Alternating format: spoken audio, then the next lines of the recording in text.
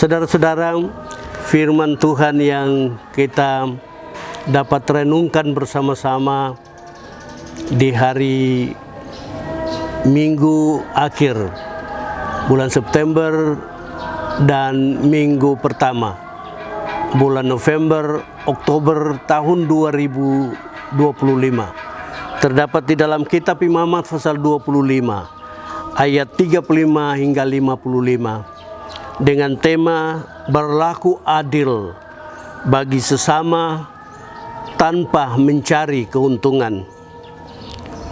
Imamat pasal 25 ayat 35 hingga 55. Berlaku adil bagi sesama tanpa mencari keuntungan. Saudara-saudara yang Yesus Kristus kasihi, saya ingat ada satu lagu dengan syair liriknya, di mata Tuhan semua sama.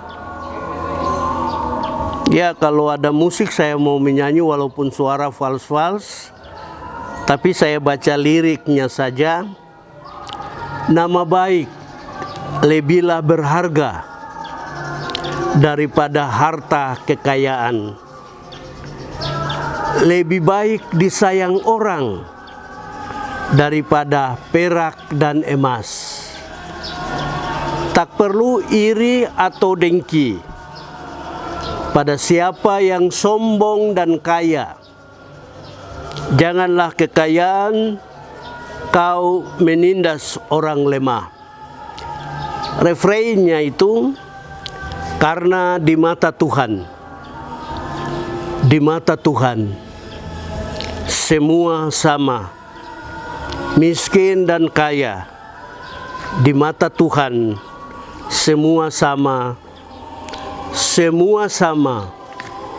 tiada berbeda.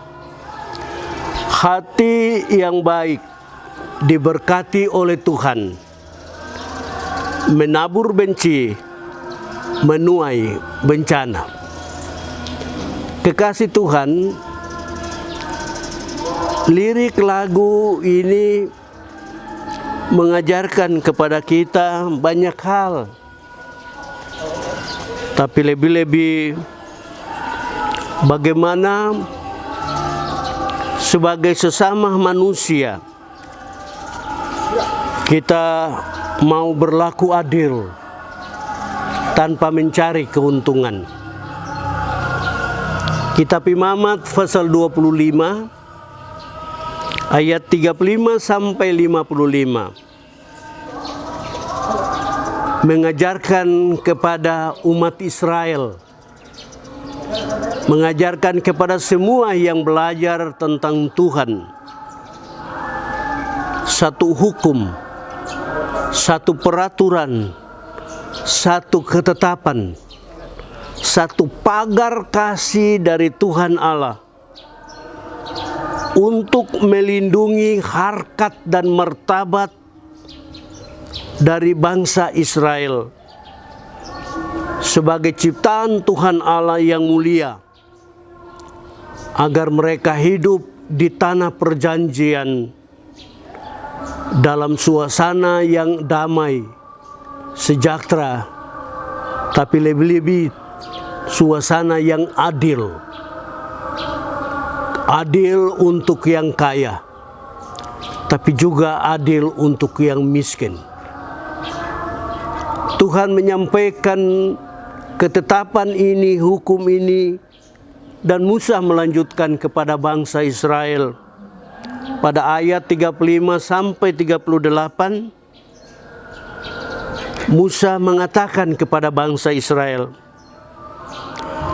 jika mereka di tanah perjanjian menghormati Tuhan Allah, maka buktinya adalah di tanah perjanjian itu mereka memperlakukan sesamanya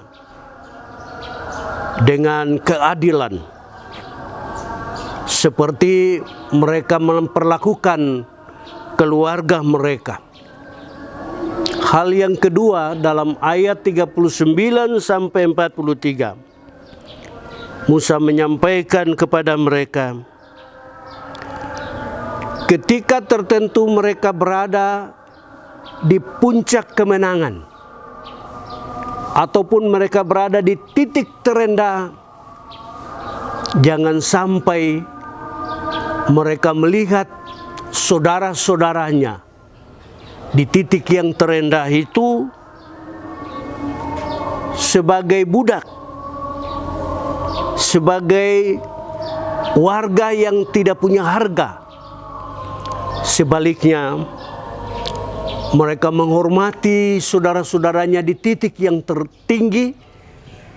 Mereka juga menghormati saudara-saudaranya di titik yang terendah sebagai satu keluarga Allah. Mereka memberi upah kepada yang tinggi, maka upah itu juga mesti mereka beri kepada saudara-saudaranya yang terpinggirkan, yang berada di titik yang terendah. Hal yang ketiga, Musa menyampaikan hukum Tuhan pada ayat 44 sampai 55. Jika orang Yahudi di tanah Kanaan, di Yerusalem, mengklaim bahwa mereka itu anak pribumi, maka hendaknya mereka ingat selalu, tiap waktu Tuhan membuka negeri itu untuk orang-orang dari luar negeri itu. Pendatang-pendatang ada bersama-sama dengan mereka. Karena itu mereka memperlakukan pendatang-pendatang, orang-orang asing itu juga sebagai manusia ciptaan Tuhan yang mulia, yang punya tempat dan waktu yang sama, harkat dan martabat yang sama di mata mereka seperti di mata Tuhan. Saudara, itu firman Tuhan. Dari firman Tuhan ini ada beberapa hal perlu kita renung di akhir bulan September tahun 2025 dan di awal bulan Oktober tahun 2025. Setiap kali kita ada pada bulan Ber, itu kita sudah terbawa ke Desember, Natal. Jika kita ada pada kesimpulan itu, maka satu hal kita ingat, bahwa kita tidak lama lagi merayakan Yesus Kristus datang sebagai penebus sejati. Yesus membayar harga mahal dari tubuh dan jiwanya supaya dosa semua diampunkan, keselamatan diberikan bagi yang ada di kelas atas, tengah-tengah, maupun yang ada di kelas terendah. Semua di mata Tuhan sama. Untuk menyamakan itu, Yesus Kristus datang. Itu yang pertama yang harus kita renung setiap kali. Hal yang kedua yang perlu kita renung adalah, saudara, saya, kita semua selalu mengalami keberhasilan-keberhasilan. Ketika kita berhasil, hendaknya kita insaf selalu. Ada waktu di mana kita juga gagal. Walaupun ketika tertentu kita gagal, kita hendaknya ingat bahwa kita yang berhasil dan kita yang gagal, Tuhan percayakan tugas pembebasan untuk kita. Ketika kita berhasil, kita mesti berjuang bersama untuk membebaskan mereka yang gagal. Ketika kita gagal, kita mesti ingat bahwa ada waktu, tiap waktu pembebasan itu diberi untuk kita. Ketika kita mengalami pembebasan, hendaknya kita bersyukur bahwa kita ini adalah orang-orang yang berutang. Saudara, dalam kisah hidup orang-orang Papua, kita selalu diingatkan untuk ketika Injil datang membebaskan kita dari kekafiran menjadi pengikut Kristus. Kita dibebaskan dari upah dosa dan maut. Tetapi kemudian kita bisa menemukan Tuhan memakai tidak hanya orang Eropa untuk menyampaikan kabar pembebasan itu. Tuhan pakai 2 perempuan Papua yang konon waktu itu menjadi budak, yang pada waktu itu menjadi warga paling terendah. Tetapi dari warga paling terendah, budak itu, mereka menyatakan mau mengikuti Kristus.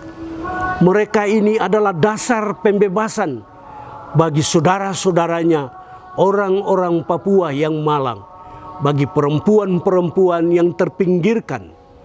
2 perempuan Karon dari Tambrau yang menjadi budak itu dalam status janda dan anak yatim.